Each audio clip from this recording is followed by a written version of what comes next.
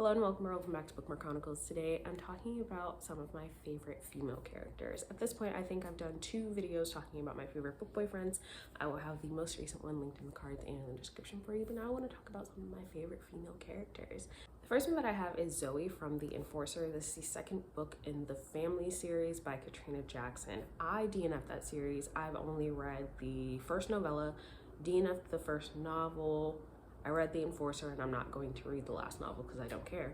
But Heather told me to read this because she knew that I would like Zoe, not only because she does not want children and is standing 10 toes down on that, but also because she's very type A and sort of like that older sister who is always making sure that everybody else has their shit together, and I can relate.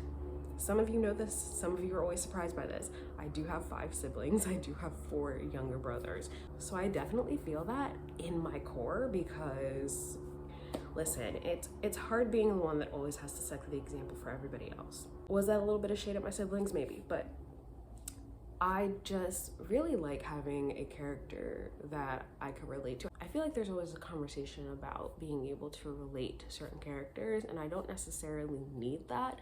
But when I do relate to a character, I understand why people like to have that feeling. So Zoe was definitely that for me because I agree with her on a lot of things. Next, I have Hassa from the Ending Fire trilogy. So what's interesting about Hassa is that in the world of the Ending Fire, she is a ghosting, meaning that she has clear blood, and at birth, her tongue and hands were removed.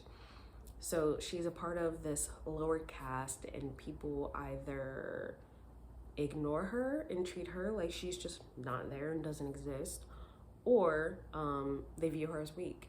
And she's the exact opposite. She has taken that perception that people want to have of her and used it to her advantage. She can slip in and out of anywhere almost unnoticed simply because people don't respect her. And the way that she's been able to use that to her advantage is amazing. I love that about her. I'm pretty positive that Hassa is going to be on the cover of the final book of the series, and I also think that because of what happened at the end of book 2 that she might be out for a little bit of revenge, and I am here for it 100%.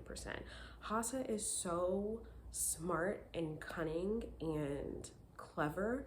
I just really love that because people are just so ready to underestimate her, and she's the one that needs to be watched the most. Next, I have Dani from Take Hint, Dani Brown. This is the second book in the Brown Sisters trilogy by Talia Hibbert. Let me pause for a second there though, because honorable mention for their grandma Gigi, because Gigi, she needs her own book.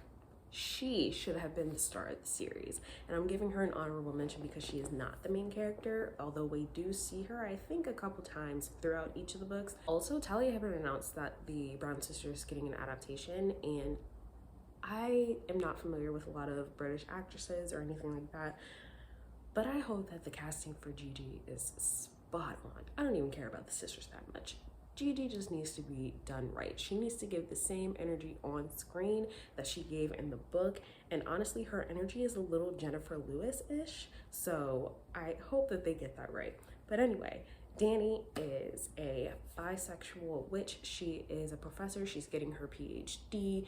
She's a feminist and she's super badass, and I really love her. The only thing that I disliked about Dani is that she was one of those, I don't think I want a relationship, so I'm gonna do something that hurts this person that I care about but also hurts myself, and I was just like, why are we doing this? You're too smart for this. Otherwise though, I absolutely love her. She's fun, she's funny, and I really liked her. Next, I have Lucia from Sinful Vow. This is the first book in the Mafia Misfit series. So Lucia grew up in the Mafia. Her father is the head of the delegation. Her twin brother will take over when their father steps down, and she also marries the boss of another family. But on top of all that, Lucia is an assassin, and she's a part of this like super secret society that no one knows about, and only the people closest to her know that she is an assassin. And I think one of the things that I really liked about Lucia being an assassin, like, yeah, it's a mafia romance, so people are dying and murder and whatever, but it's nice to know that this person is an assassin and actually see them at work instead of just being told about how good they are and never actually seeing any of that in action. Talking to you, Sarah Janet. So, do we just like to have an assassin who actually knows how to assassinate? Yes, but also she's just badass. I love Lucia. I think she is actually my favorite female main character in all of Mafia Misfits so far. And then the last character that I have for today is Janelle from Only for the Week. I like a lot of things about Janelle. One, she's a girl's girl. The way that she handled that situation on the plane when she found out the girl's boyfriend was cheating, love that. We need more of that energy in the world, like all the time. But also, she's a great sister. She really is. So I think that that is important. Like, sibling relationships they can be tricky, but even with the things that were going on, that never stopped her from being the best sister that she could, despite the fact that her sister was not giving her that same energy. I also like that while Janelle tried to keep the peace, she eventually did have to cut off contact with certain people, and I'm not mad at her for it, because that whole "but that's your family" argument is not enough, because by that same vein, they shouldn't have treated her the way that they did. That's just my personal opinion. But I like Janelle. She's funny, she's smart. I feel like in real life, Janelle as a person would be a fun time. Like, she's a fun person to hang out with, to do fun things with, to get drinks with, all of that. So those are 5 female main characters that I have loved recently. But let me know who some of your favorite female main characters are. Otherwise, that's all I have for you today, and I'll see you in the next video.